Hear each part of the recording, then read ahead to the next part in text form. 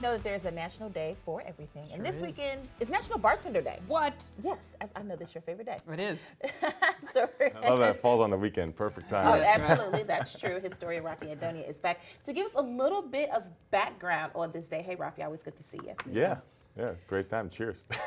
Cheers, indeed. Let's talk about how did bartending even become a profession? Well, in the ancient days, they were called apothecaries, and you find them across the ancient world.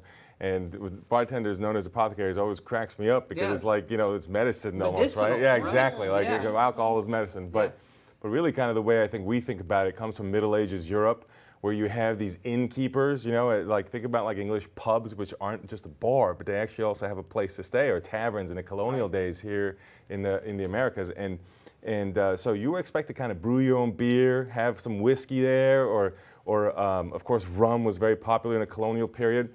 And that actually means that they didn't serve a lot of cocktails. They didn't have a lot of mixed drinks. Sure. Possible, but like it's not a common thing Just at the shoot it time. straight. That's right. That's what you do. So that's kind of the origins of developing that bartender is an innkeeper, the apothecaries kind of things. And of course, you think about in America the kind of shootouts that happen in these things too. So often a bouncer also. Sure. Well, too, Yeah. if you think about it, the bartender are entertaining the people, Are, right? yeah. So it's just kind of like an extended way to kind of welcome people. It is, and I think that carries over, that tradition actually when it comes to the U.S. and kind of as U.S. expansion is happening out west. That's a great example actually in the West, because what happens is they're both, they're in a rural area, right? Think about the Western outposts, and when you first arrive to town, you might be the first place to go and gather some information, although they can't talk too much. I mean, they share information, community news, but bartenders are also known for kind of keeping their lips sealed because they do hear a lot of gossip. Sure, yeah. Shootouts happen, of course, in the Old West, and now you don't want to be someone that's kind of snitching to the cops. It's really something that came up all the time to the police and the lawlessness that happened. And so as a result, they also had to know kind of when to be quiet. In fact, they would sometimes get in the shootouts themselves. There's a story out west in Texas where the bartender, without saying a word, unhappy with one of the customers, kills him inside the saloon. Wow. Stuff like that is why the Anti-Saloon League in Arkansas came up in the late 19th century and into the early 20th century and helped begin prohibition.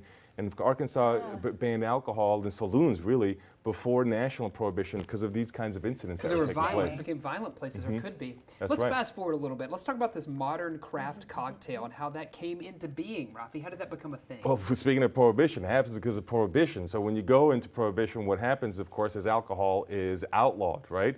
And so as a result, you're drinking a lot of bootleg liquor. Well, bootleg liquor doesn't taste so great.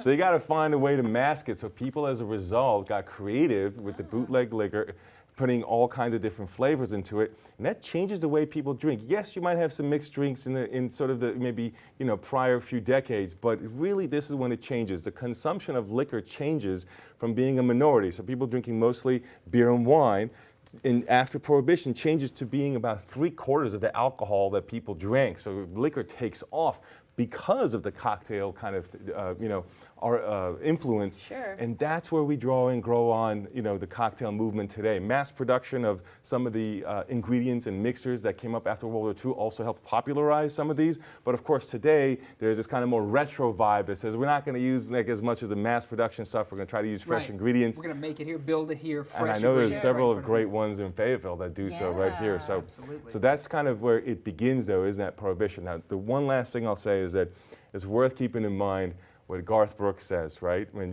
you're going to the bar, maybe this is what you want to do in the Old West style, or maybe not if you're in a craft cocktail mood. But what do you say? He says, "I got friends in low places where the whiskey drowns and the beer chases my blues away." This is karaoke now, Rafi Andonia. I feel like that fits perfectly in the old Western bars Nice. with the stuff that was taking place, but maybe not what we want to do today when we're enjoying our fine cocktails. That's right, Rafi. Absolutely.